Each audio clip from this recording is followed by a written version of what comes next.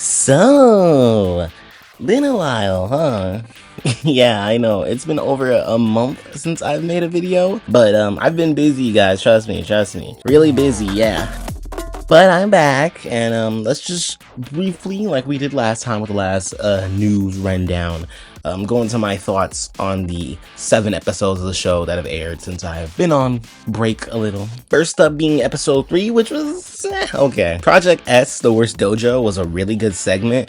Stocking and Scanty were not a duo. I was expecting to see it all, and they do a decent chunk with the concept of them teaming up, teaching Stocking that despite how her and her older sister may argue, she still will look out for her and make sure that she's okay. It was good. I liked it. Predictable plot, but the team up was fun. The other segments were not as good though. This is the introduction of 3 segment episodes, meaning that one segment is typically the focus with longer length and clearly more effort put into it, whilst the others feel lackluster. Usually for the 2 segment episodes, it feels like both segments are of similar quality, but here it feels like I'm robbed of another good segment, with the 2 other segments being Bitch Perfect and Fucking Furious. Bitch Perfect feeling extremely half-baked despite having an extremely cool concept in my opinion. Genuinely, the concept of these sisters getting obsessed with being influencers is really good, but it doesn't go anywhere except for the exposition, a cute slideshow, and then climax. Literally. Then there's Fucking Furious, very clearly a parody of Fast and Furious, detailing how sperms from a tissue made it into Panty's uterus. It's a cute parody, but as someone who's never seen these movies, this was pretty much carried by memes for me. Oh, also the prospect that Panty is pregnant, and it's been 5 episodes and they haven't done anything with that. Episode 4 was alright, I guess. Starting with the first 2 less important segments is Dotton City President. In this episode, Stocking tries to become president so she can get Panty pardoned, but after realizing that she's probably gonna lose against the current president, she decides to threaten him with murder, in which finding out he's a ghost, in which killing him, and still losing to See-Through. So Panty gets pardoned anyway. It's a fine episode with a cute concept, but it's so short that nothing really carries it for me long term. But Pet Sematary Hills is so peak. Pet Sematary Hills sees Panty intending to kill a ghost cat, but growing attached to it, the cat eventually moving on, and that's it. This was a really good episode, showing a side of Panty we rarely see. Just sucks it's so short. It being a cute cat does endear me to it more, but there was absolutely nothing to show how Panty did get attached. We instead just get like a 5-second montage and that's it. Sucks, man. The big segment for this episode though was Shoot for Yesterday, an episode parodying 1960s superhero cartoons where the girls, with the help of newcomer for the series, Baywatcher, they try to kill a ghost before it destroys the universe, in which Panty shoots a bullet that travels back in time to kill the ghost before it can reach Earth, splitting it into a timeline where we now have a future Panty that seemingly goes off to kills the remains of the ghost. Yeesh. This isn't a bad episode, just not really what I'd expect, and as a person that hasn't really watched any 1960 superhero cartoons, the parody doesn't really do much for me. Episode 5 is kind of mid, I'm not gonna lie. Rolling Sisters was fine, I guess? No, it wasn't. I forgot it existed. I'm not gonna lie. I'm actually going off script here. I don't remember anything from Rolling Sisters besides Scanty tries to take a shit, then some ghost appears, and now they gotta deal with this ghost while Scanty's trying to take a shit. That's it. That's the whole episode. It's like 5 seconds long. Mutant GARTERBELT is also like, Garter gets possessed by a turtle ghost, so the girls have to get rid of it. Pretty nothing burger segment. But then there's Bitch Serial Killer. Oh hey, this one's actually pretty good. It's more or less a parody of B-tier horror movies, a serial killer going around and killing blonde bitches that look like Panty. Due to this, Shadow the Hedgehog takes Panty to a safe house, but the killer has found a way in, so now they must solve who the killer is, with it being a ghost being controlled by a washed up actress from one of those B-tier horror films, with the ghost ending up killing the actress and moving on after a brief explains the charm of B-tier horror films. Pretty good episode aside from the cucking. Episode 6 though? Woo! Ooh! The Brothers from Heaven is the episode that finally introduces the Angel Brothers, polyester and polyurethane, who come from heaven to basically replace the sisters, in which, after getting back their heavenly weapons fixed up from the new character Gunsmith Bitch, Black Excellence, they make a challenge with the brothers of whoever kills the most ghosts gets the most coins wins, with the demon sisters also helping the angel sisters so they aren't stuck munching grass. Really good episode though. I love the Angel Brothers as villains and characters, especially with them taking that new gen angel thing to its absolute extreme. They're just so skibbity. That's what all the kids say, right? Same with Gunsmith Bitch. I just really want to see her more. Like, she was so cool and so entertaining and when she first got here, and I love her. I want more of her. Episode 7 was pretty good too. In Independence Dick, we get to see more of the Angel Brothers and how they interact with the male characters, and not in such an antagonistic role. It gives a really fun guys trip-esque episode, and I like how it ended showing how the brothers are basically shitty angels unless it comes to beating the sisters. And Longest Bitch Yard was also pretty damn good. It took a turn into football that I didn't expect at all. I thought it was just gonna be a jailbreak episode, but it still ended up being enjoyable. I especially like the gimmick of a ghost getting high off the girls being bitches. Episode 8 was pretty alright. The first 2 segments are basically combined: Break the Internet and Silence of the Internets. It takes focus to a new character called Impact Cop, who's having to navigate being a rookie cop and taking down ghosts. It's a solid set of segments and does genuinely try to do something about young innocent cops turning corrupt in a sense, but it kind of just ends abruptly and maybe a little too absurd for me. If you don't get the reference. You may not understand why these characters are designed and animated like this, as it's a huge departure from the regular panty and stocking, but it's actually a huge reference to Space Patrol Luluco, with the commissioner basically just being Over Justice from that show. Same design and voice with a slightly different name for some reason. But personally, Fa Fa Fuck was my favorite segment of this episode, this being a parody of musicals where Panty gets an inhibitor that stops her from speaking swear words, in which she decides to sing them instead, creating one of the catchiest songs ever and overall pretty good episode. I love how far they go to replicate this style of musical. And lastly, the most recent episode as of me recording this, episode 9 was really good. Whilst the first 2 segments weren't anything crazy in terms of plot or story, they were still fun episodes. The Ahagi Doom was pretty good. Really nice to have a stocking focused segment in this very panty focused season. And the same can be said for Not Too Home Alone, and having an entire segment of just the new gen angels is really fun. 666 Candles is the big segment for this episode though, and it was great too. It's nice to see Panty and Nisox interact, especially with Panty displaying her big sister energy at an all-time high here. Of course, this episode gives us terrible information, which I'm going to briefly speak on. So in case you don't know, 666 Candles recently confirmed that Nisox is 666 years old, which is apparently the equivalent to being 16 in human years. This wouldn't be as bad in a sense. I would still find it kind of gross, but then the show goes on to have Brief say, oh, Nisox were the same age, meaning 2 very terrible things.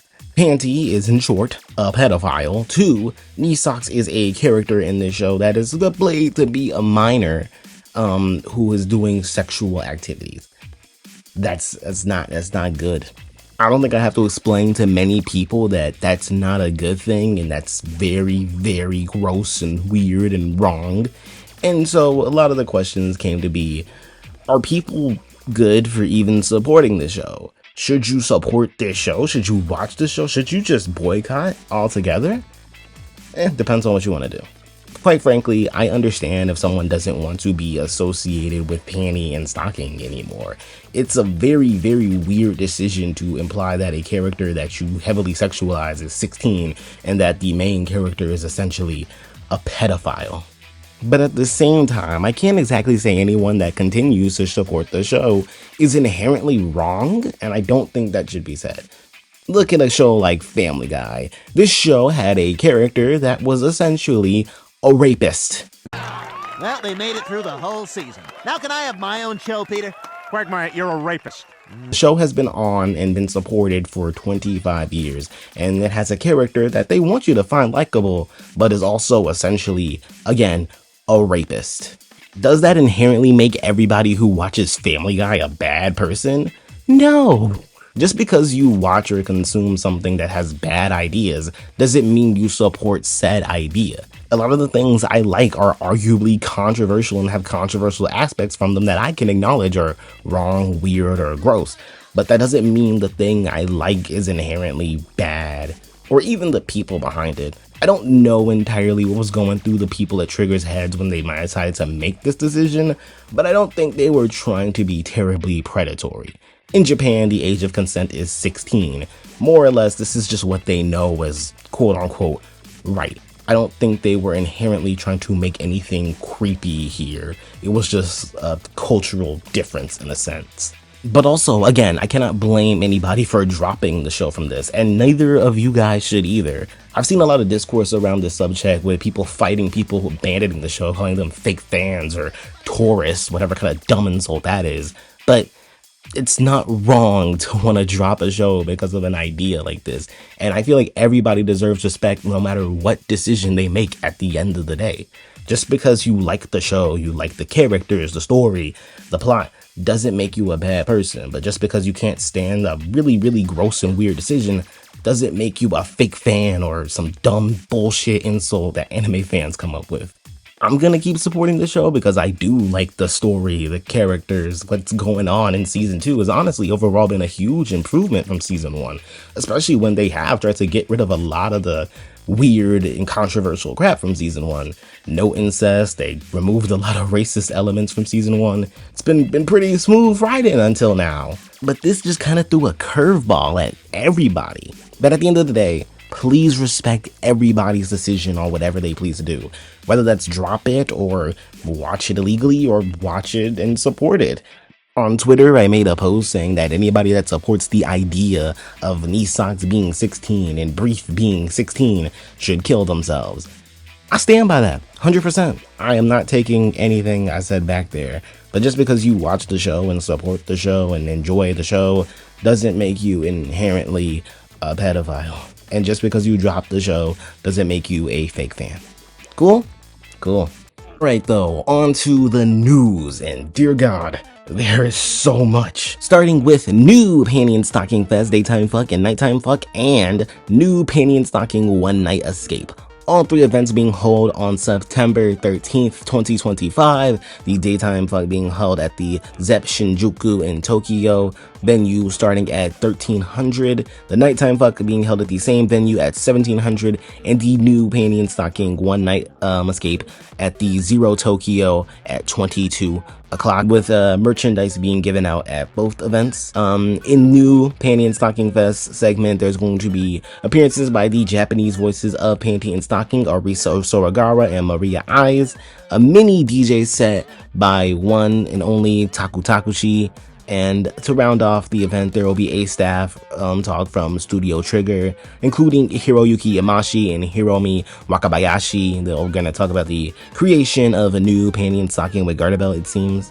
And at the midnight event, New Panty and Stocking One Night Escape, there will be primarily a DJ event with the DJs being Taku Takushi, Teddy Lloyd, Taku Inoue, 80 Kids, Tear, Manjo, Yako, Mitsunori Akiya, DJ Diyama as Geek Boy, and apparently more to come. So that's really exciting. If anyone goes, if you can, without getting kicked out, please record some footage for all 3 events if possible. But if not, I hope you have a great time. If you're attending, I'm not going because A, I have no money to travel to Japan. B, I'm not 20 and you gotta be like 20 for these. And yeah, I'm like 1 year short, but still. The Blu-ray release of New Panty and Stocking with GARTERBELT will be getting an A3 metallic poster by Sushio as a pre-order, first come, first serve basis. So pre-order if you can. If not, I understand. I mean, this thing's gonna be $185. But it's a nice poster, actually. I really like the way it looks. I'm not typically a fan of this art style for Panty and Stocking, but it's a nice one.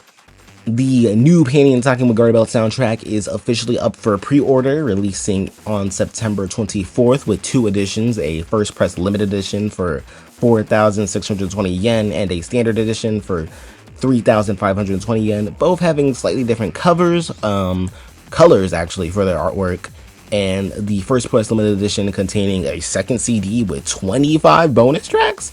Of course, if you purchase from a specific store, it'll have its own bonus. Tower Records will be getting a sticker, HMV will be getting a postcard, Animate will be getting a set of 4 large bromides, Gamer stores are getting 10 badges, 7 Net Shopping is getting an acrylic coaster, Rakuten Books is also getting an acrylic keychain, and Amazon will be getting a mega jacket, and Victor Online Store will be getting a jacket sticker. And also the Victor Online Store has 2 extra bonuses, a t-shirt and a type A or type B, both having slightly different colors because they're the album cover.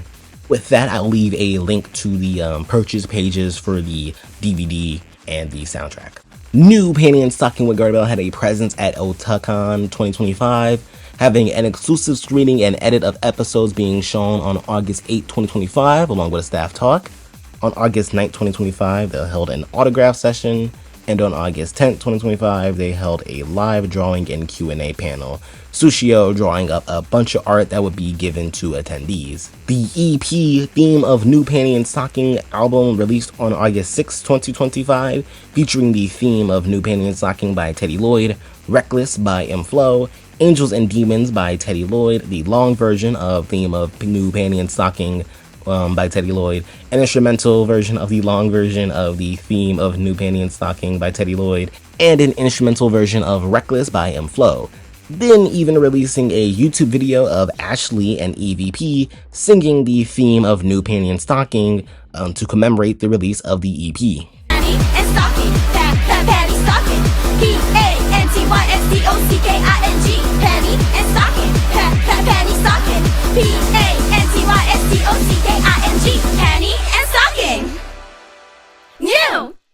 There is currently a new Panty and Stocking with GARTERBELT museum in the Akihabara Gamer Store from August 22nd, 2025 to September 15th, 2025, in which you can go to the event and buy a plethora of new Panty and Stocking with GARTERBELT merchandise. And for every $2,000 you spend on new Panty and Stocking items, you will be entered into a raffle where you can win even more merchandise. I'm not going to show all the merchandise here mainly due to there being so much. So if you want to see any of it, I recommend you check out the new Panty and Stocking with GARTERBELT merchandise account that I made on Twitter. Keep up with everything. Look, it's getting hard to keep track of everything in a YouTube video. It's getting really, really annoying.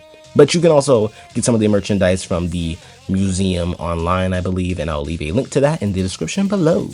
Kuji Bikoto has been hosting a new Panty and Stocking with GARTERBELT online lottery going from August 19, 2025 to September 16, 2025, with a single ticket costing 770 yen, whilst a 10-ticket set costing 7,700 yen, with you getting a free bromide of purchase, with all the pieces of merchandise also being documented on the merch account. I believe you can also buy the tickets online. It has this police theme, which is really cool. You know, they got cool cop outfits. I like it. Nice art. Episode 6 of New Panty and Stocking with GARTERBELT was shown at the Shinjuku Wall 9, along with other episodes of the show, with the Japanese voices of polyester and polyurethane, Junoko Inoki and Yuto Yoramura. They made an appearance with postcards being given out. The song Divine, the theme of the New Gen Angels by Manjo, Takutakushi, Sweep, and Juni Nile, is out on streaming, and it's a really good song. You should go listen to it. Divine, divine, divine. A postcard giveaway event was held at the Animate Ikebukuro main store entrance. Man, these Japanese names are getting hard to say. With the postcards being of the New Gen Angels once again. At Anime NYC on August 22nd, 2025, episodes of New Panty and Stocking with GARTERBELT were shown, and there was also a Studio Trigger signing. On August 23rd, 2025, they would do a live drawing and Q&A, along with another signing. So pretty basic event show up. A new Panty and Stocking with GARTERBELT series is called Radio New Panty and Stocking with GARTERBELT. Has been revealed, basically just being a series where the cast of New Panty and Stocking with GARTERBELT reads messages from fans and talks about the show and what they think of the series.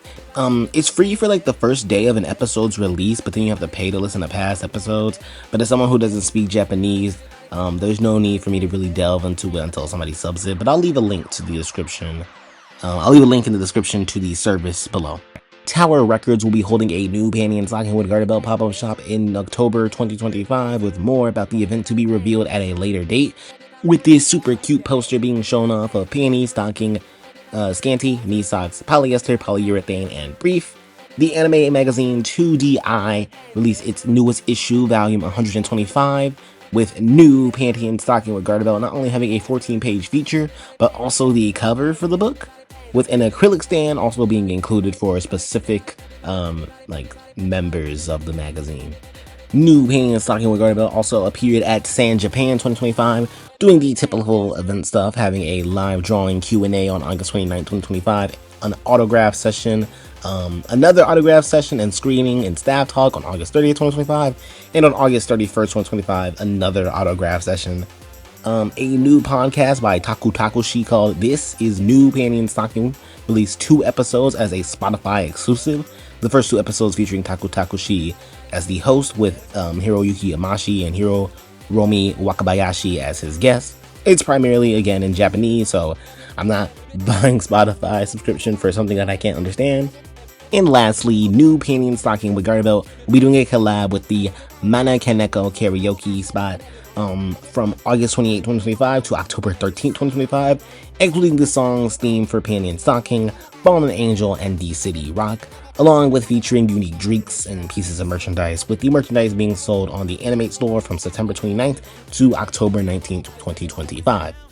Overall, I missed a lot, and I'm sorry. You're gonna get another video this month, everybody, so don't worry, sometime middle of September, before hopefully like the 22nd, because oh my gosh, there's a game coming out, and I know I'm gonna get really addicted to it, so I gotta pump out these videos before you never see me again. But kidding aside, I'm enjoying New Panty and Stocking so far. It's been a good show. Yeah, I got a little bump there, but overall, I'm enjoying the series so far, and I'll do a full review when the series ends. Actually, October 1st or September 25th, I believe. My guess on September 25th is that the album comes out on September 25th, but at the same time, I don't think it features any tracks that are big spoilers, especially since they list the titles of the tracks in the description. So I think they're gonna still do episode 13. There's confirmed to be 13 episodes on it'll end October 1st, I believe. So yeah, where this channel will be after that is dead, but kidding aside, I'll be doing something I should have done a long time ago. I'll be doing an original series ranking this month, and then when this series ends, I'll be doing a new Panty and Stocking ranking at the end of sometime before the end of the year. So thank you all for watching. Hope you enjoyed the video. I'm gonna get up out of here. See ya.